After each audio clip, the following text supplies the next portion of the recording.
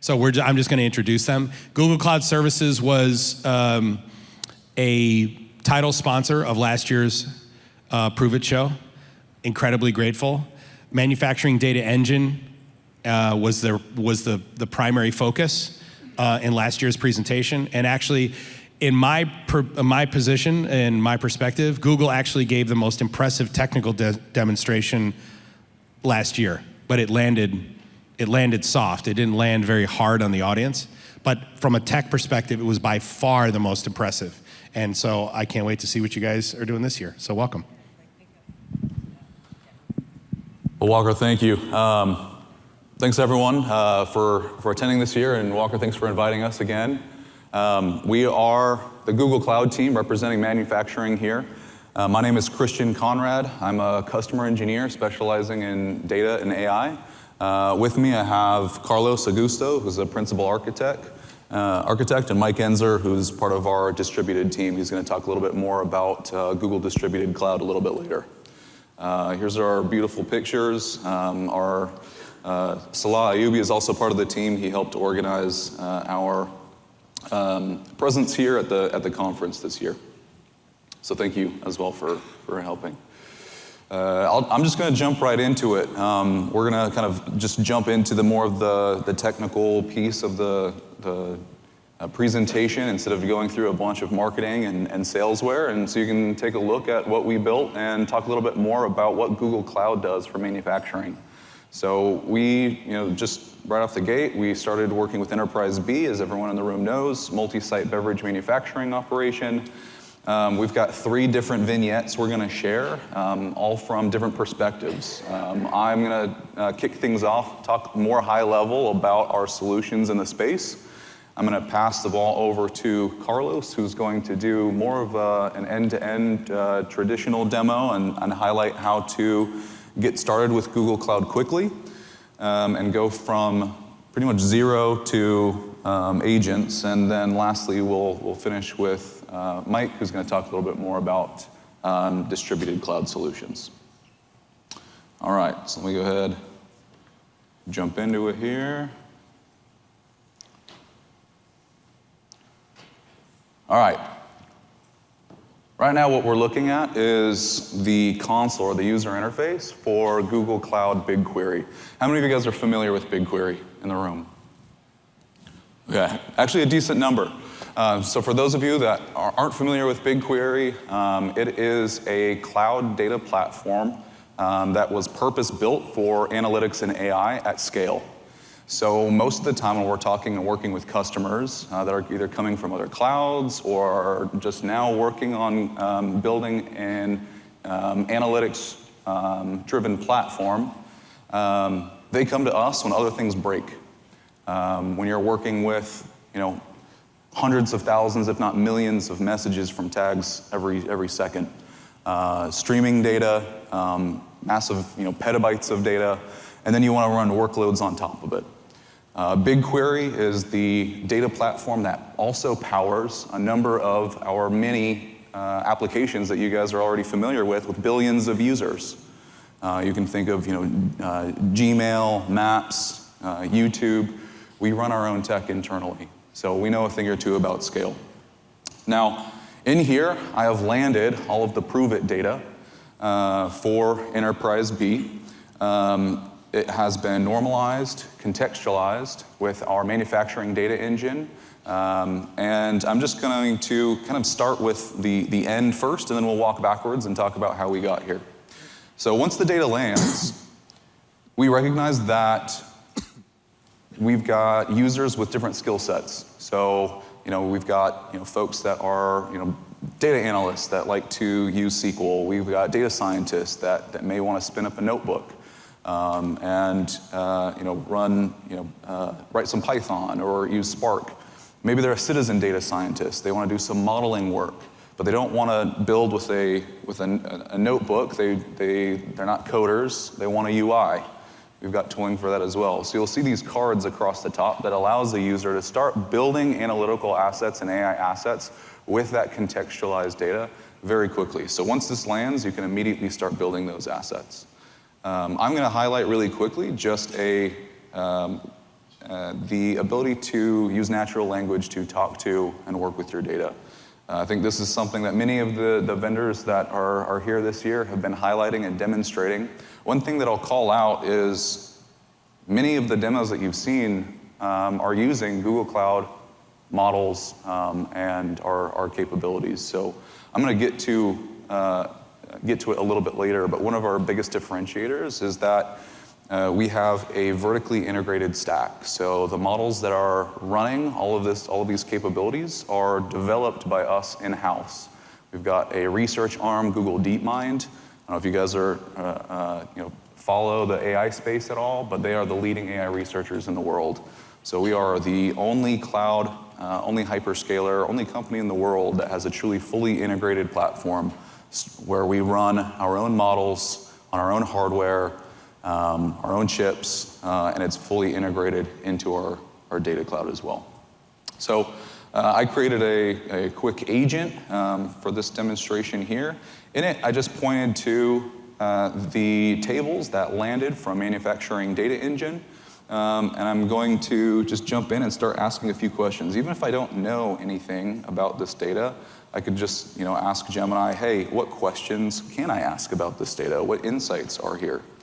So let me just jump in really quickly. I actually set up this agent to respond to questions based on persona, whether they're a factory manager or a quality manager. So I'm just going to drop this in, factory manager briefing, and I'm going to let it run. Now, what this is going to do is, and I didn't tell it what queries to run, but it's going to take a look at all of the data that exists that I've already pointed it to. It's going to take a look at the underlying schema there that I've passed to it. It's going to build a semantic model based on the context I've provided it, and it's going to go ahead and return some results. While this is running, we were testing this earlier this morning. Connectivity to Google's a little bit slow on our own network, so I'm just going to open up a second tab so we've got this. It'll be done in maybe another 30 seconds or so. But just for brevity, switching over so we can take a look at what it returns. So right off the bat, we can just get a feel for what's happening on the factory floor over the last 3 days. So it pulled information about quality and performance, taking a look across all 3 sites, plant 1, 2, and 3, across all areas and lines. I can expand this. This is interactive, and I can quickly get a feel for what's happening on the plant floor. It also generated images and charts, so we can see, looking across, like I said, all 3 factory sites, 1, 2, and 3 here in the different colors. We can see yield per hour and watch how that's trending over the last couple of days. One thing I want to call out is, as this is building and generating information, charts, tables, one of the things that our customers come back to us and ask is, well, this is AI generated, AI created. How can we trust the data that's coming from this? With everything that's generated here, you can quickly see how is this calculated, and you can take a look at the code that was used and the tables and the fields that were used to generate all of this information. So you can quickly validate that everything that it's pulling up is in fact accurate. And so I can come down here and ask some actually fairly complex questions and queries as well. So I've got an example down below where I just said, which work center experienced a significant change in quality after a specific process parameter or tag changed value in the last 7 days? And what was that change? Now, with all of the data that we've collected, this would be a fairly complex query, even for a business analyst. And so I just wanted to see what was available with the data that landed into BigQuery using manufacturing data engine without any fancy data engineering or data massaging, just passing in the tables, the contextualized normalized tables, and seeing what the agent can do. And what it came back with was fairly impressive. So I'm going to just quickly share down here. In summary, it showed that there were several work centers that experienced quality changes in the last 7 days. It highlighted which work centers they were. It provided some key insights, specifically calling out where changes impact quality, how many defects were resulted in those changes. And I'm going to quickly just scroll up and highlight here, again, how this was calculated, and you can see the types of queries that are generated. So when you were talking with customers, they are typically very impressed with the level of depth that the conversational agents are able to go to when it comes to working with data and generating queries to answer very specific and complex questions. So I don't know if there's any data folks in the room here, but there's a couple of joins in here. We've got a common table expression, and it's able to generate the information that I asked for without any, again, really data engineering work or prep. So the agents in here, very powerful. One thing that I'm really excited about, so this is, again, just jumping into Google Cloud, BigQuery, our data platform, and you can build conversational agents. This isn't an additional point solution. This isn't something that you license separately. This comes out of the box with BigQuery when you use our data platform. Very shortly, we're going to add capabilities to be able to deploy these data agents to Gemini Enterprise, which is our agent application for scaling and deploying agents to the folks that need this information when they need it. So let's say you've got someone that's working, out on the plant floor. They may not have access to Google Cloud, the console, UI. They've got their phone, and they want to just ask a question. They'd be able to access the agents that were developed in here in BigQuery. All right, now I'm going to take a step back, jump back into the slides, and we're going to talk a little bit more about Google's solutions in this space. So we're going to talk about Manufacturing Connect, Manufacturing Data Engine that Walker highlighted just a moment ago. All right, so this is somewhat of a busy slide, so I apologize in advance, but I'm going to try to walk through it and kind of demystify it a little bit, simplify things. Everything on the left side of the screen should be more familiar to the folks here in this room. Everything cloud related is going to be pretty much from the center onward, but we're going to start on the left. So Google has chosen to rely really heavily on partners in the edge space, particularly when it comes to collecting and normalizing data at the edge. So we've actually worked closely with Litmus to develop a container-based gateway solution for collecting all of your tag data, all of your plant data. I can pull it up in just a second just to highlight there, but everyone in the room, if you weren't able to catch the Litmus demo a couple of days ago, they demoed this much better than I ever could. So we've worked with them to create Manufacturing Connect Edge, which is very similar to Litmus Edge, which integrates really nicely into our Manufacturing Data Engine solution. So just like, I'm not going to repeat anything or try to repeat too much from what was shared a couple of days ago, but it supports, up to 200 or 250 plus drivers and connectivity to just about anything that you might want to connect it to, from PLC, CNC, Historian, etc. From there, and if you don't want to use Manufacturing Connect, again, we've got partnerships with HiveMQ, ClearBlade, etc. So pretty much any of your gateway edge solutions we can work with, as long as there's connectivity to PubSub. PubSub is the gateway into Google Cloud.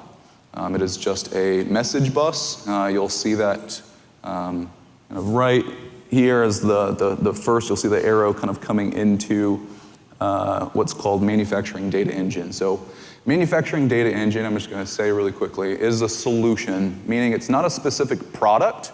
It's actually made up of a few different services at Google Cloud. Now, our solutions team have put these services together in such a way that makes it easy for manufacturing customers that aren't familiar with Google Cloud technologies to be able to deploy quickly regardless of what scale we're talking. So the services underlying starts with pub/sub, collects all of that tag data, and then it uses what is called Google Data Flow, which is a real-time service for managing, creating data transformations, contextualization at scale. We're talking hundreds of thousands and millions of messages per second. From there, it lands in Google BigQuery, which is what I just demonstrated is the final landing spot for your data in the cloud. And there's many options to further contextualize and add and edit metadata as you're moving it from the edge into the cloud. You can consider manufacturing data engine as a way to standardize this data that's coming in. So regardless of whether you've got a sensor coming from a facility in Dubai versus something in Detroit, it's going to follow ultimately the same data model so that you've got a unified way of viewing your data regardless of where it sits, the type of metadata that's collected at the plant floor. We apply a loosely opinionated data schema and then land it in BigQuery so you have a true unified model there. The only thing that we care about as we're ingesting data into MDE is that there's a tag name, there's a timestamp, and there's a value. Those are the three things we care about. We do contextualize that data differently, whether it is numeric, whether it's discrete, and we have data pipelines that will automate this for you and will do so at scale. So this is the way that we work with our largest and most strategic customers. Many of you guys, not familiar with Google Cloud, that want to learn how to get started, we are happy to work with you where you're at. Many folks that are just getting started with Google that aren't familiar with this might take a scrappier route, and that's fine too. We've got, like I said, this is a solution that's made up of underlying Google Cloud services. You can use whatever pieces and components you want. So if you wanted to go a custom route, that's totally fine. In fact, Carlos is going to highlight a very quick way of ingesting data into Google Cloud and beginning to work with it. Last thing I'm going to call out about manufacturing data engine is, and the real benefit is once you've got your contextualized and normalized plant data into BigQuery, we have connectors for your Oracles, your SAPs, all your ERPs, CRMs, your marketing data, to give you a holistic view so that you can understand when you've got customer support issues, you can trace that all the way back to the factory floor and identify if there's any anything quality related that needs your attention. So I know most of the folks in this room, you guys are able to do that now. Some of you guys are able to do that really quickly. Some of you guys, it might take a few days, hours, weeks. This is the way and this is the architecture that our most strategic customers are using to get these answers in seconds. So I called out our vertically integrated stack. So that vertically integrated stack starts at the foundational level with our infrastructure and our chips. So I don't know if you guys have heard of the Google's TPU. So we don't rely on NVIDIA alone to provide hardware to power our AI solutions. This gives Google Cloud economies of scale when we're providing AI services to you guys, our customers, so you can get the best performance at the price that we're offering it. So again, many of the partners downstairs that you have already heard from this week and maybe have yet to hear from that are highlighting Google Cloud models that are powering their agents and the things that they've demonstrated are able to do so at a lower cost using Gemini. And again, it's through this economy of scale. And again, this funnels all the way up into our products, the data analytics platform that I highlighted, BigQuery, into our research. And we have an agentic platform that allows you to build low-code or no-code agents, as well as full-code agents and agentic systems, which I'm going to talk a little bit more about during our workshop tomorrow. So looking forward to hosting anyone that's able to attend that session then. That being said, I'm going to turn the time now over to Carlos Augusto, and he's going to highlight his approach to ProveIt and talk a little bit more about the end-to-end route and an alternative to Manufacturing Connect and MDE. Carlos. All right, nice to meet you all. Carlos Augusto here, Principal Architect. On this session now, this piece of the presentation, what we're going to do is get a little bit scrappy, right? And kind of work on a little bit of a different flavor of getting the data in and presenting the data and so on and so forth, right? So Christian talked about the data conversation, right? And also the ability for you to start asking natural language questions about your data. That's cool. One thing that I wanted to highlight there, which we didn't necessarily talk about, is that all of that agent that he created was actually a no-code agent, right? So he didn't code anything. He actually just provided system instructions on how the agent should behave and what tables the agent should care about, right? And then at the end of the day, you expose that as an API, right? So you can actually consume that as an endpoint, if you will, right? So what I want to do now is actually walk through a quote-unquote scrappy way of doing this quickly, and that's what we've done for this version of the presentation demo. Since last year, we covered all the MDE and Manufacturing Connect pieces there, right? So think about, you know, a streaming pipeline where I'm connecting to MQTT server, and then, as Christian said, bringing that data to Cloud PubSub, right? So that's our entry, a gateway, if you will, your messaging system to get the data. That data through the Cloud PubSub lands into BigQuery, right? Into this table called MQTT_data table, right? Then from there, what we've done is using our BQ data science agent, which I'll show very quickly what it does. We then ask the data science agent to create a machine learning model to actually predict anomalies on temperature. Obviously, the model, because it's a demo environment, you know, it's not, you know, 100% correct, right? We need more data to train and all, but we get the model created by using the data science agent. And now every data that comes in, this model can be, you know, can be called to see if that's an anomaly or not. So you kind of get the real-time, near real-time anomaly detection going through this machine learning model, right? And all that is being monitored through a monitoring process, right? Now, on the right side here, I created two interfaces, right? One, which is dashboard. So you're going to see a lot of what Christian showed about being able to consume that conversation analytics through a dashboard, which is real time, and getting the ProveIt data. And then another pathway, which is through the data agent, which he showed, plugging that into Gemini Enterprise, which is our, you can think about our hub for innovation, right?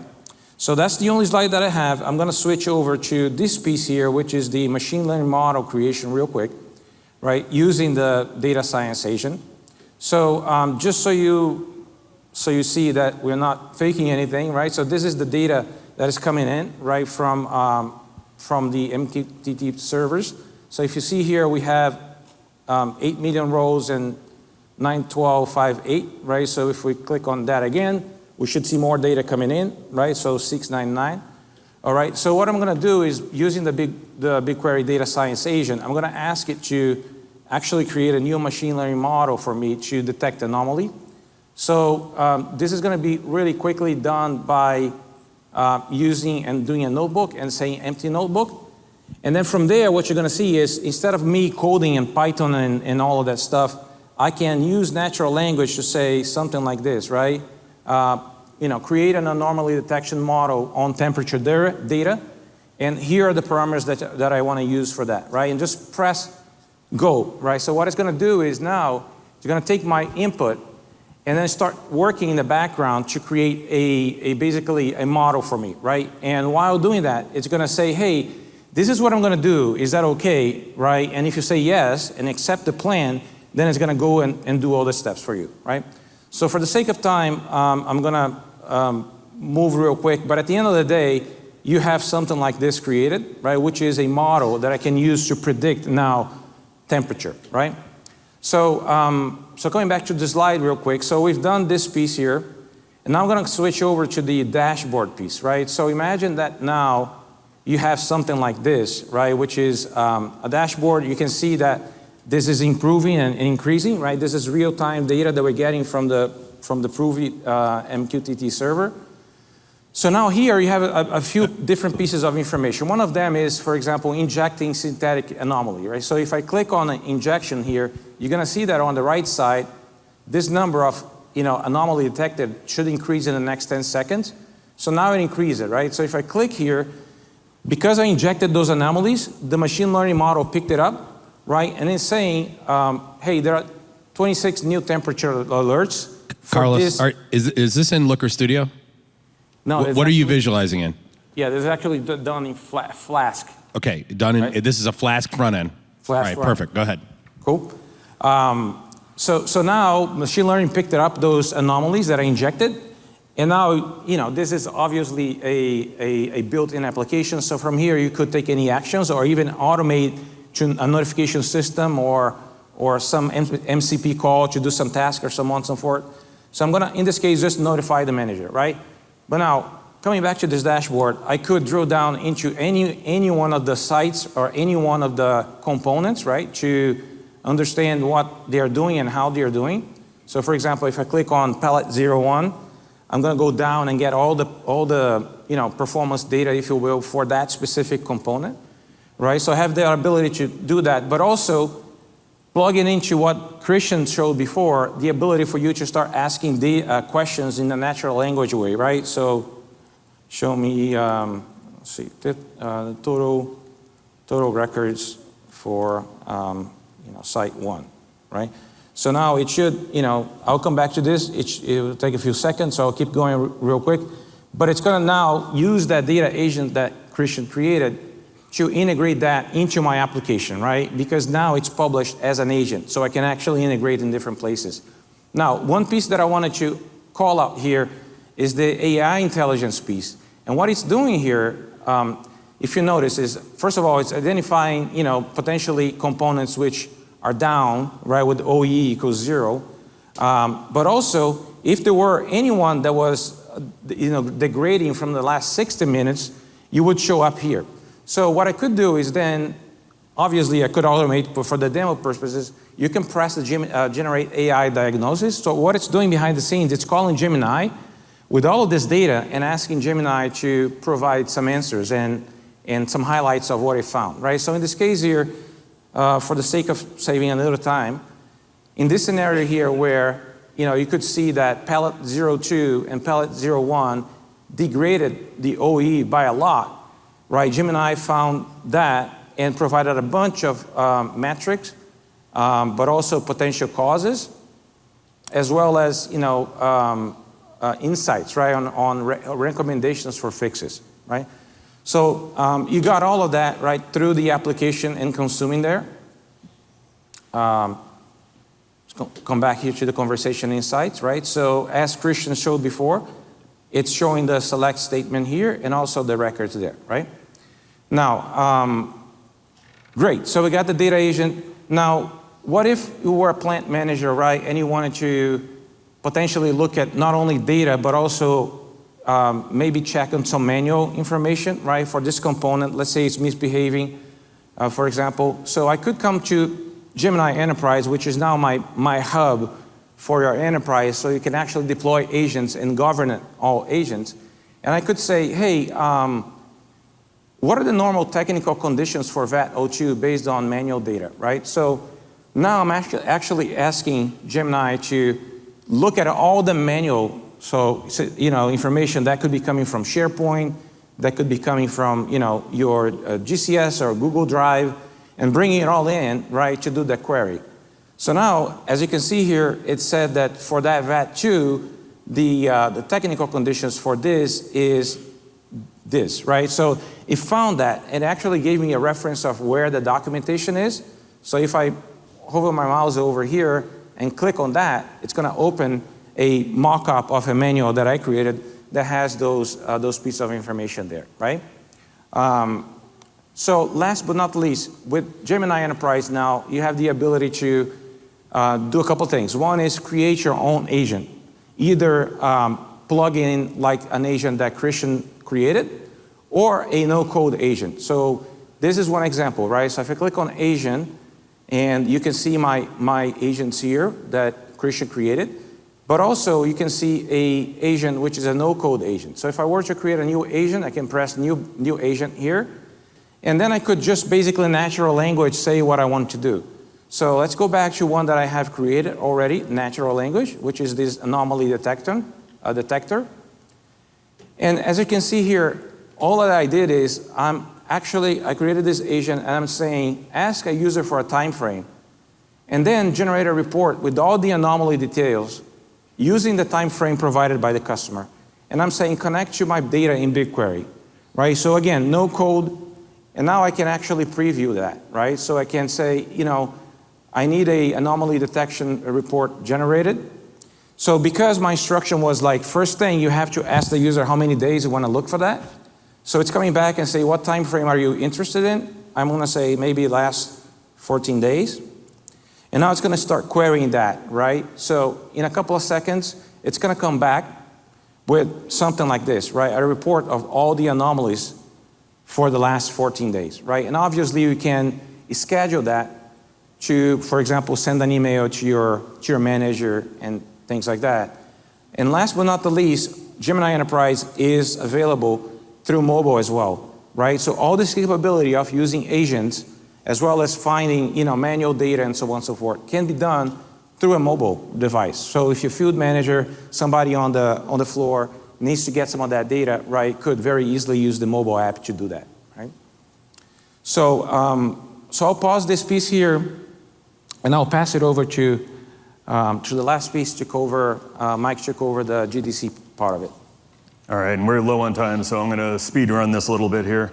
I don't actually know where our deck is, so my name is Mike. I'm a tech lead for Google Distributed Cloud, and what that means is we actually bring the compute down to your location. So right now we've been talking about the data's already up in the cloud. You've got it there at PubSub, all this awesome stuff. How do you get something from your location up? There's lots of vendors that do this today currently, but every time you're inevitably having to manage your own infrastructure. You have to think about, when do I replace and rack and stack and power and all that kind of stuff. Google Distributed Cloud is a managed product that allows you to put a compute unit down into a location. They can be secure locations as well. We work all the way down into IL5 with some security stuff for government work. And then we actually manage it. So it sits on the backbone of YouTube. So back in 2007 when we bought YouTube, we found out we could not push enough content out based out of our data centers, and so we built a CDN. That entire system of that CDN is actually what runs all of our Google Distributed Cloud as well. So we have 250, 300,000 machines already on that. We have Google SRE engineers, which are our engineers that make sure that these things stay online for you. Those are the same engineers that are looking at that equipment. So your interface with Google at that point is just the software. All you care about is, I want to run my software, I want to run it this way, I want to do it at dozens, hundreds, thousands, tens of thousands, or hundreds of thousands of instances or locations. Our largest customer today in terms of quantity-wise is McDonald's. We're currently running over 2,500 McDonald's in about 4 different countries right now, and our goal is to get all 40,000 of those. And so if you think McDonald's is just a restaurant, you probably have never worked at one. They are absolutely in manufacturing. They just happen to produce food. And so they care about cycles and waste and all that kind of stuff. So that's what we're using there, and this is how McDonald's was able to basically step in and say, we don't care about the infrastructure, we just care about that software. So that's my speed run. If you want to come talk more than happy to talk through a lot of the different nuances and details around those down at our booth and the Google booth. Also stop by the Litmus booth. They have a copy or an instance as well sitting in their booth, and you can talk with Matt and go through that. All right, awesome. Yield our time. Some constructive criticism. Let's go ahead and put their Slido up here. The audience is expecting me to do this, so of course, forgive me. Can't believe I'm about to do this to Google. Carlos, you should have done the whole presentation. I would have just had, if I were doing it, I would have had you do one slide, 3 minutes, you talk the rest of the time. What you went over was incredibly valuable.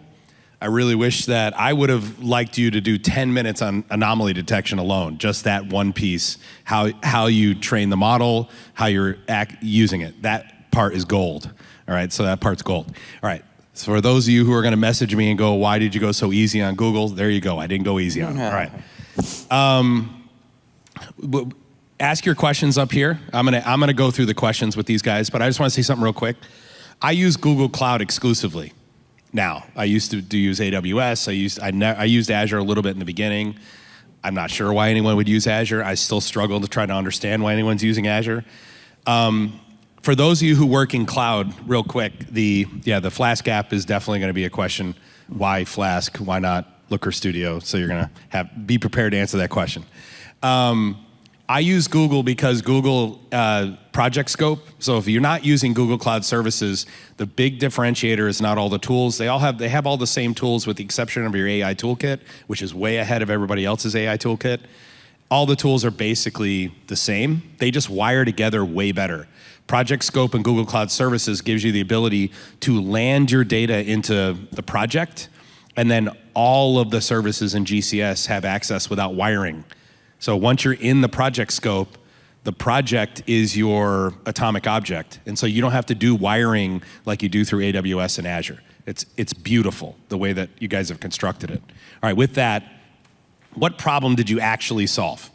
Let's start there. You solved many problems, but if you're just going to wrap it in one wrapper, what was the problem you solved for Enterprise B? So I think, we've talked, everyone wants to talk about agents, and they've got point solutions for agents. Yep. But just like 10 years ago when we were talking about data science and everyone had some amazing model, amazing algorithm, it's not doing anything for anybody if it's sitting on that desktop. Correct. Yeah. So what we hope to get across is what we're building is a true enterprise platform. So instead of going to a point solution, it's already integrated into our stack. You can build low code or no code or full code agents and have give everybody access to it. Right. Whether they're on the plant floor, whether they're working with data. In the form they need it. In the form they need it. Right. So if it's a data agent, you're building, data science assets. We wanted to highlight that you could build an anomaly detection model with just a few, prompts with natural language. So the problem you were solving was how do we convert data into decisions in the form people need it? Correct. And you were the platform. Correct. The vehicle. And we have the entire stack to be able to do that, right? The beauty of GCS is that if you do land through PubSub, a lot of people go insert directly into BigQuery. That's a great way to do it in proof of value, but the way to really land the data in GCS is through PubSub. Once you land it through PubSub, you get all the metadata that makes all the services work seamlessly together. So can I co-opt that answer also, because there's another one on there that's talking about the Flask app, and I'll just hit it now. Why Flask app and not Looker, right? Yep. So Looker is built in, you have to click, drag, a whole bunch of stuff. There's a lot of click ops. With that Flask app, we're actually able to use AI and just say, here's what we wanted to do. So we actually no-coded it and did that. So it was not an effort, and then the agent used the Flask app. And then the speed and performance was much quicker. We knew exactly what we wanted. We wanted it specifically in a certain order, and it would do it for us. And Studio doesn't have webhooks, and that's correct. Flask app will have webhooks. Is BigQuery part of the Gemini Enterprise, or is it separate? It is separate. Now they are tightly intertwined. BigQuery is the data platform that kind of is the underpinning. You're not going to build quality agents unless you have good normalized contextualized data, and that takes place within BigQuery. Carlos, how long did it take for you to build, or whoever built it, how long did it take your team to build what it is you presented? Yeah, I mean, quite frankly, we cover customers, right? So we're not doing this the whole day. But between us three, I think 3 days in between customer meetings and all that. So 3 man days total? Or 9 man days? No, 3 man days. 3 man days. Yep. Okay, so the total cost of what you sought there is going to be a function of how much you use it. Consumption. Yeah, it's all variable. Right. It's a variable cost based on how much you're interacting. But can we give a generic, let's try to give a ballpark number? We do have some ballpark figures. For this demo alone, probably about $150 worth of consumption. Okay. But if we're talking POC, we're getting started and we're going to roll something out, maybe one line at one plant. We're looking at $1,500 a month. So until you, with GCS, you're only paying for usage.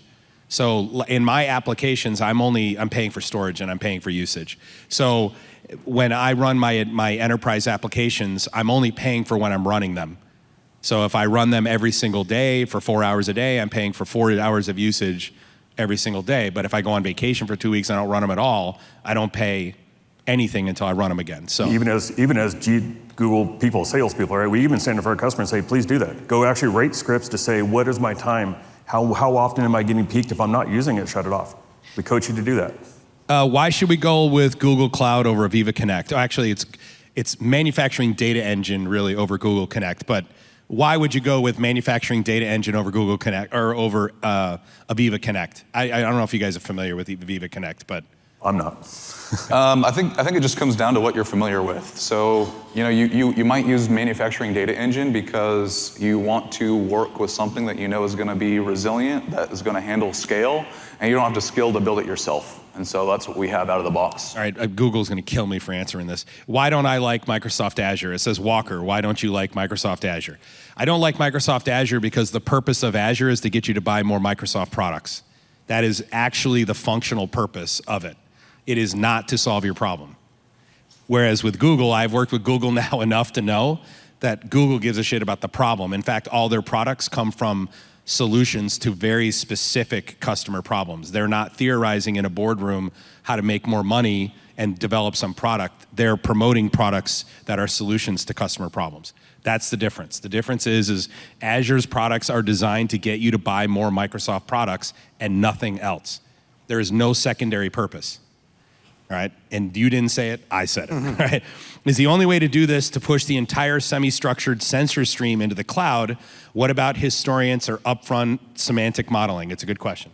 So we do have the Google Distributed Cloud, and that is relatively new, especially for manufacturing here. We've had it for a decade, but we're now introducing it to customers. We can run a lot there. I always think of short and long data. So short data is what I have at my factory. It's what I have doing there. It's coming right off your historian, running gateways, all that kind of stuff. And you can do data at the spot and make decisions, right? You can run models there. There's nothing stopping you from taking the models out of our cloud, exporting them, bringing them down local, and running them on the spot. That includes LLMs, but also like traditional CNN models and things like that.